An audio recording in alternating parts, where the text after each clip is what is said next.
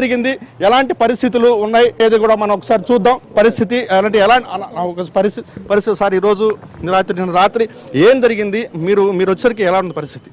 ఈ మధ్యన ఎమ్మెల్యే గారు నా మీద వ్యక్తిగత ఆరోపణలు చేశారు. దానికి నిన్న సాయంత్రము రుక్మిణి కళ్యాణ మండపంలో కోవూరు నియోజకవర్గం విస్తృత స్థాయి సమావేశంలో నేను రిప్లై ఇచ్చాను. యాక్చువల్గా ఆమె మీద మేము ఎప్పుడు వ్యక్తిగత విమర్శలు చేయలేదు. ఎలక్షన్స్ అప్పుడు చేశాం, తర్వాత వాళ్ళు గెలిచారు, మనకెందుకులని వదిలేశాం.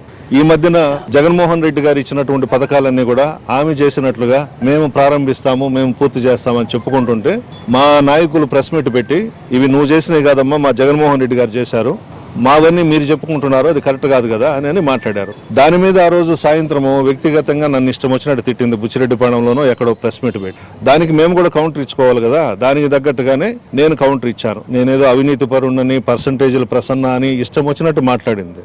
దాని మీద నేను నిన్న సాయంత్రము కౌంటర్ ఇచ్చాను.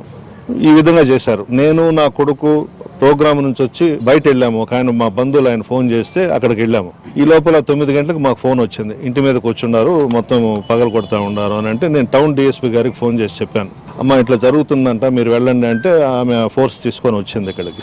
ఏదేమైనా ఇది మంచి సాంప్రదాయం కాదు. ఇప్పుడు 1961 నుంచి మా కుటుంబం రాజకీయాల్లో ఉంది. మా పెదనాన్న జడ్పీ చైర్మన్, మా నాన్న సమితి ప్రెసిడెంటు.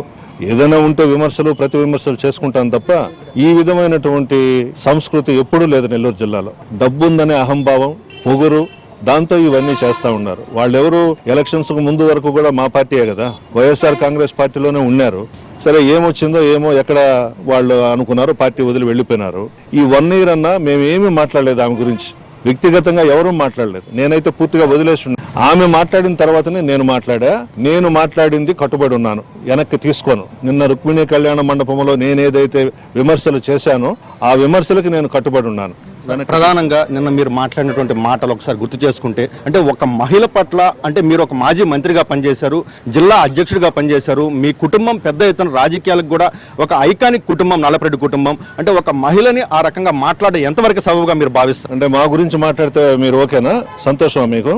మా గురించి మాట్లాడింది మేము కౌంటర్ ఇచ్చుకోవాలి కదా, అందువల్ల నేను చెప్పాను, ఖచ్చితంగా చెప్పాను, చెప్తాను కూడా. ఇంకా మా గురించి మాట్లాడే అర్హత నీకెక్కడిది?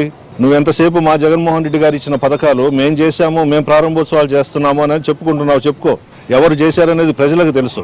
నేనేదో పర్సంటేజీలు తీసుకున్నానని, అవినీతి పరుడని ఏందేందో మాట్లాడిందన్నా, దానికి నేను కౌంటర్ ఇచ్చుకోవాలి కదా.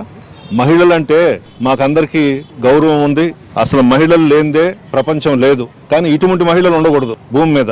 చెప్పండి మీరు, ఎందుకు మాట్లాడాలా? నా గురించి ఎందుకు మాట్లాడాలి?